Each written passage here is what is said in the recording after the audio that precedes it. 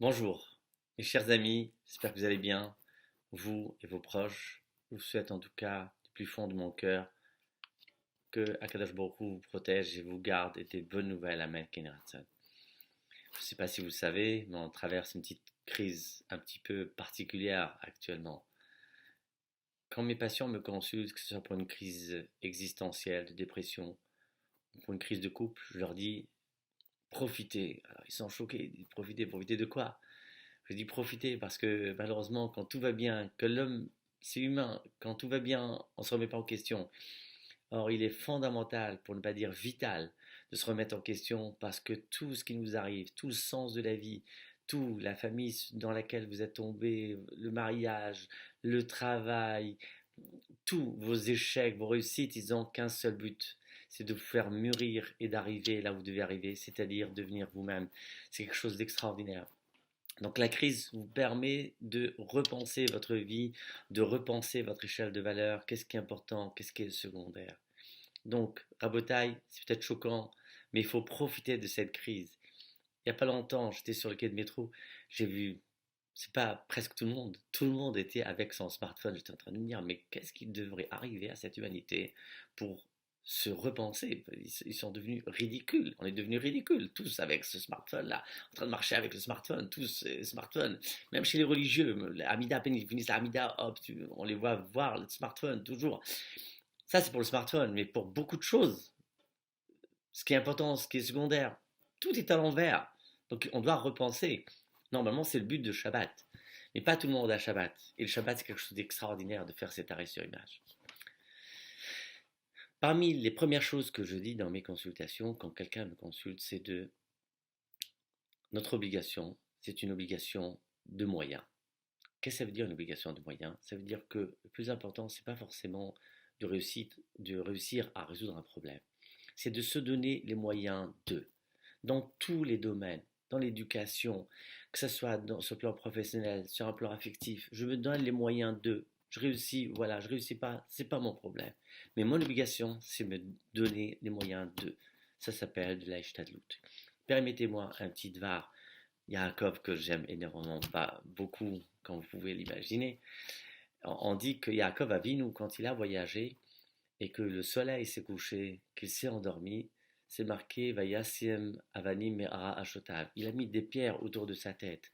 Et Rachi, il explique, il a mis ces pierres pour se protéger des bêtes fauves. Sérieusement, chers amis. Vous croyez qu'en mettant des pierres autour de la tête, ça va protéger des bêtes fauves? Évidemment que non. Ça s'appelle de l'Aïchtadlout. Qu'est-ce que ça veut dire de l'Aïchtadlout? L'Aïchtadlout, ça veut dire je fais ce que j'ai à faire, mais tout en étant conscient qu'il n'y a que Akadosh Baruch Hu qui va nous aider. Et que de toutes les manières, mon obligation, c'est juste quitter la milchama. On t'a pas demandé de faire la guerre, on te demande de sortir en guerre. Ça veut dire de se donner les moyens. Après, c'est pas ton problème. Mike, vas-y. L'autre obligation, entre guillemets, donc on a dit se donner les moyens. L'autre chose, de ne jamais désespérer. Rabotaille. Le pire dans la vie, c'est de se sentir dans une impasse ou dans une voie sans issue. Et Razviralia qui n'a pas de solution. Il y a toujours une alternative. Mérila de vous parler de ça. Mais vous savez, il faut toujours penser sa vie comme James Bond. James Bond, il n'est jamais emprisonné.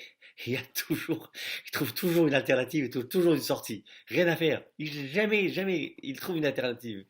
Et puisque je parle de cinéma, vous savez, le cinéma français et le cinéma américain. Le cinéma français, très souvent, il finit mal. Le cinéma américain, bon, Hachem, les extraterrestres, ils attaquent, mais vous inquiétez pas, on va trouver la solution.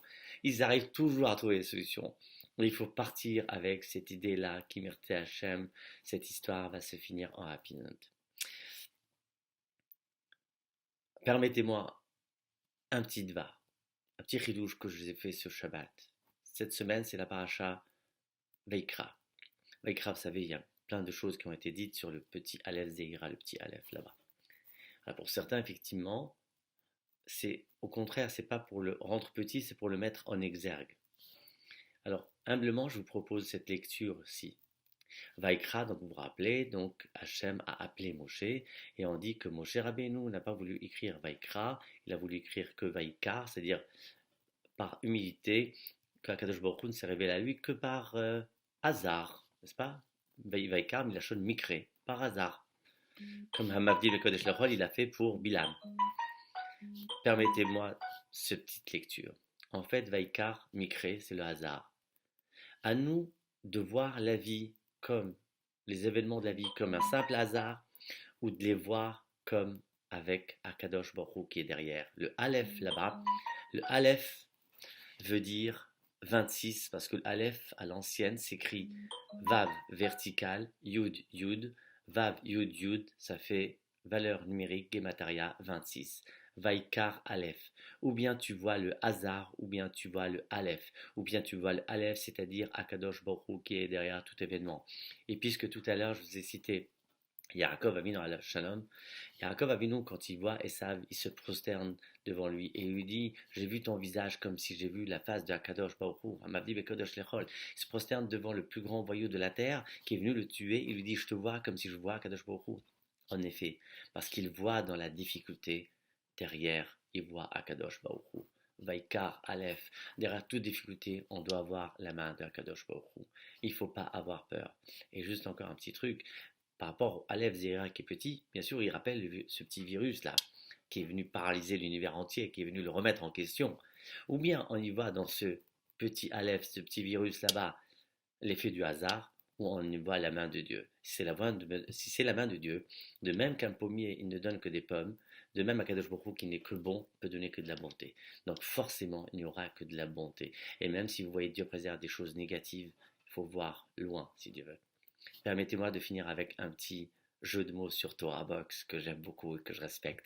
Toute l'équipe, bien sûr, Nathan, elle, tout le monde, Yosef, mon ami Binyamin, tout le monde, je vous aime, je vous adore. Permettez-moi un petit jeu de mots avec Torah Box. Torah Box est fait de deux mots. Torah Box. C'est-à-dire que dans la vie, tu dois choisir ou la Torah ou la box. Qu'est-ce que ça veut dire la Torah?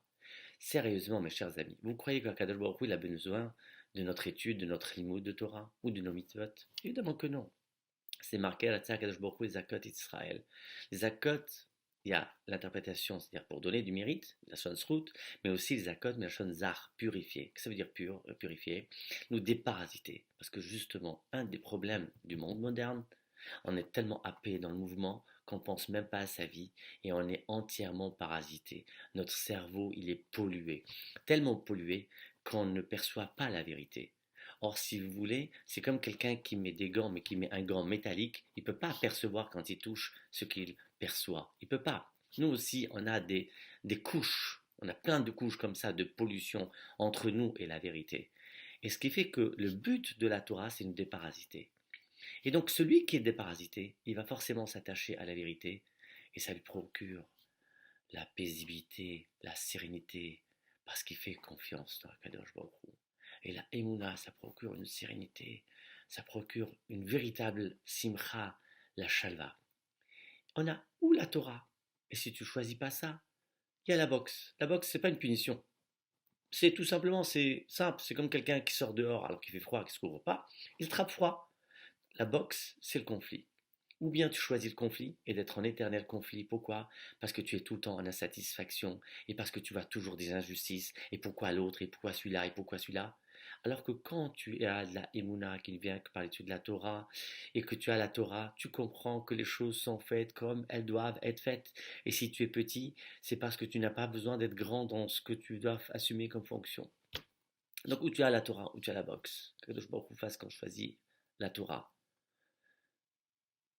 Un petit jeu de mots juste pour rigoler dans ce temps un peu difficile. Torah box aussi, c'est que pour faire de la boxe, il faut des gants. Les meilleures boxes, c'est-à-dire la meilleure arme pour se battre dans la vie, c'est la Torah. Qu'Akadosh Baruch Hu nous donne à nous tous, tout l'âme Israël et tous les peuples du monde, Refouach Lema, et qu'on n'ait même pas besoin de Refoua, c'est-à-dire qu'on tombe jamais dans des mauvaises choses. Et vous savez, puisque le sens de l'épreuve, c'est de tirer la leçon. Si on tire la leçon, on n'a pas besoin de l'épreuve. Donc, Akadosh Baruch Hu nous donne la clairvoyance pour comprendre quel est son message et qu'est-ce qu'il attend de nous. C'est le Ratzon d'Akadosh Baruch Hu, comme on le dit dans le Piyut de Baba Saleh, qui dit Retzonecha esh'ala hay ba'ala Ratzon. Mes chers amis, je vous souhaite plein de bonheur, de shalva, de simcha, et qu'Akadosh Baruch Hu nous donne la lucidité de voir ce qu'il faut voir. Merci beaucoup, je vous aime. Et bien sûr, j'adore la Torah.